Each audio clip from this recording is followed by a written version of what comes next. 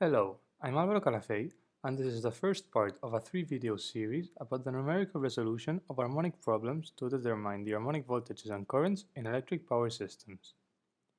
In previous videos, I introduced the harmonic problem and explained the fundamentals about harmonics.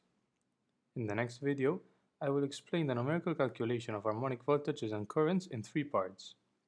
In the first part, I will explain the general procedure for the resolution of harmonic problems. In the second and third part, I will apply this general procedure to radial and meshed networks respectively. There are 2 approaches for the numerical calculations of harmonic voltages and currents in electric power systems. The time domain approach, which allows an easy characterization of nonlinear loads but employs a high calculation effort, and linear loads are difficult to model. The second is the frequency domain approach, which is the most widely used. In this case, the nonlinear load models must be adapted to the frequency domain. The harmonic problem will be explained by means of the frequency domain method, since they are the most common and practical methods. Broadly speaking, there are 2 approaches in the frequency domain: the harmonic load flow study and the harmonic penetration study.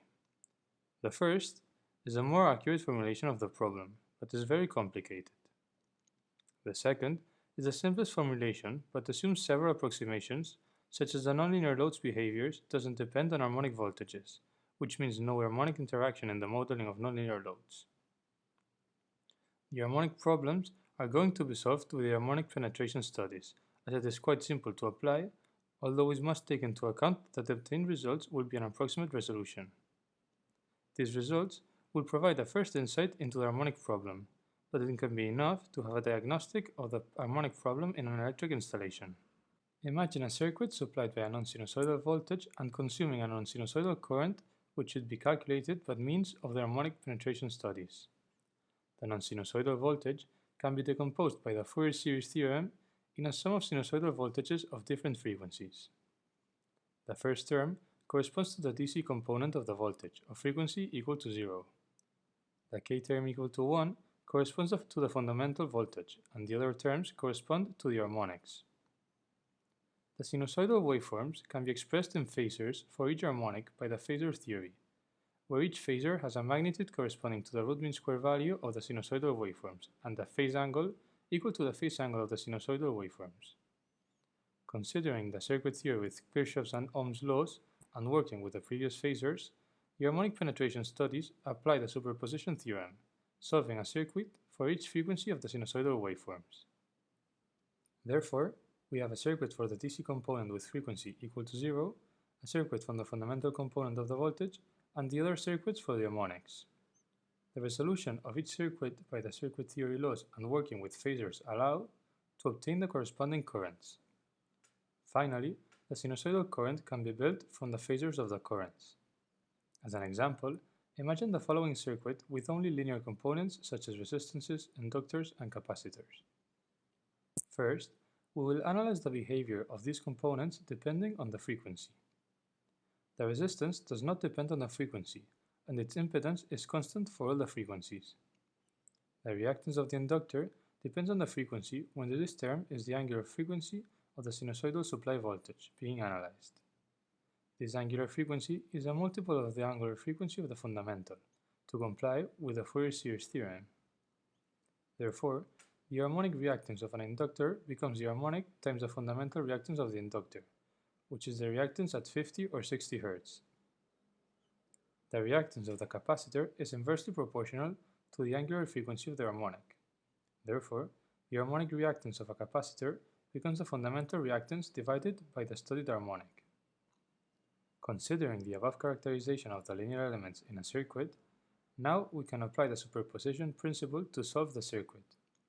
Thus, we have the DC circuit where the impedance of the capacitor for frequency equal to 0 is infinite. Therefore, the DC current is equal to 0. We also have the fundamental and harmonic circuits where the fundamental and harmonic currents are equal to the corresponding voltages divided by the series impedance of the resistance, inductance, and capacitor. For each harmonic current, the values of the inductance and capacitor must be calculated from the fundamental values, and the harmonic according to the previous expression. When there are nonlinear loads in the circuit, the current of a specific harmonic depends on the fundamental and harmonic voltages, and therefore it would not be possible to apply the superposition theorem. In order to use this theorem, the harmonic current consumed by the nonlinear load must only depend on the same harmonic or be constant. To apply the superposition theorem, we are going to make the approximation that no harmonic interaction in the nonlinear load behavior exists, and that the nonlinear load can be represented by constant current sources for each harmonic, obtained from the harmonic spectrum of the nonlinear load. Then, we will calculate first the fundamental current from the consumed active power, and after we can obtain the harmonic currents from the fundamental current and the individual harmonic distortions, which are data of nonlinear loads.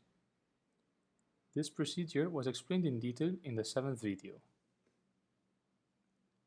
Once the harmonic currents are calculated, the nonlinear load at each harmonic can be replaced for the corresponding current sources and apply the superposition theorem for each harmonic.